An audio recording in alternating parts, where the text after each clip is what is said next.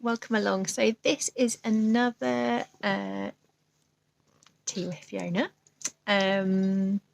This week I thought I'd cover a bit about the difference in interaction between coaching and counselling, because it's something, again, it's a topic that's come up a few times this week for me in various conversations, so I thought it might be useful to cover here too. So I think there's quite an interplay between coaching and counselling. So let me just start off with describing how I think of the difference between the two. So counselling for me, and I did the first year of a degree in counselling and psychotherapy, so I've got some qualification and understanding in that area. Counselling for me is about looking at the patterns of thought and behaviour that are happening in your life now, which maybe are not serving you for some reason or other, and going back through your biography, your history, and trying to establish where they come from, how they used to serve you, and then looking at why they're not serving you anymore, and then looking to change them.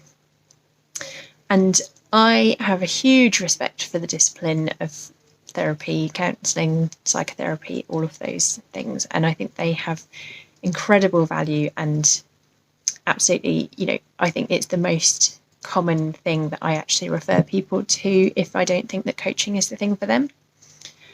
Then coaching is more forward looking. So it's usually for things that are not attached to a substantial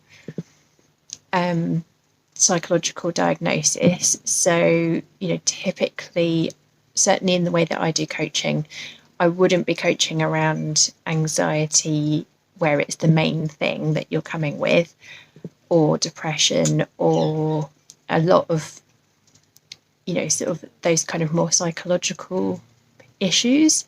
For all of those things, I would refer you to counselling, psychotherapy. For what they have in common, though, is that coaching does work a lot around mindset. And so this is where the interplay is. And so we might look at behaviour patterns and thought processes that are not serving you anymore.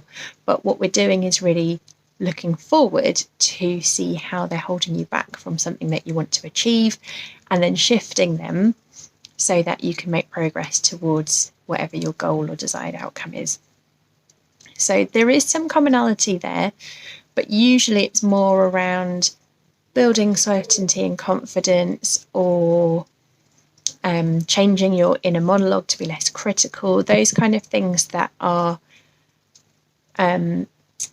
holding you back in some way, but that are more accessible on a one-to-one coaching level, as opposed to a really deep dive that needs to be done by somebody who's certified in proper,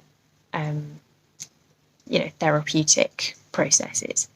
So those are what I think are the main differences. I think they definitely have a relationship, and I actually think that coaching can be really helpful after therapy or counselling in some way, because I went through my own therapy a few years ago, and it's that kind of thing where you do all this really deep dive work into your past, your history, your narrative about yourself, and then there's almost this sense, once that's finished, of okay, well, what next? And I think that would be a really lovely place for coaching to come along, where you've already done lots of that really, really deep inner work, and then now it's about transforming that into action. And so I think that's kind of the progression that I see. As I said, though, if someone comes to me for coaching and I think, do you know what, maybe there's something more deeply rooted here that needs to be worked on, I would definitely recommend them to find a therapist or a counsellor. Hopefully that helps, just to give a little bit of an outline about the differences between the two and the interrelationship, and how they can both, definitely 100% both, be really valuable in somebody's life. I've had both.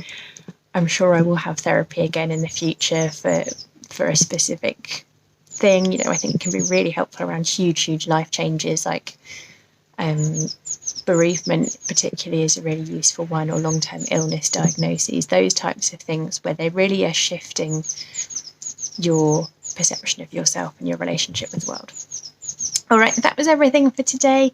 Hope you found this helpful, and if you've got any suggestions of topics you'd like to see me cover, drop me a comment and I will do my best to cover them. All right, take care and I'll see you in the next one. Bye.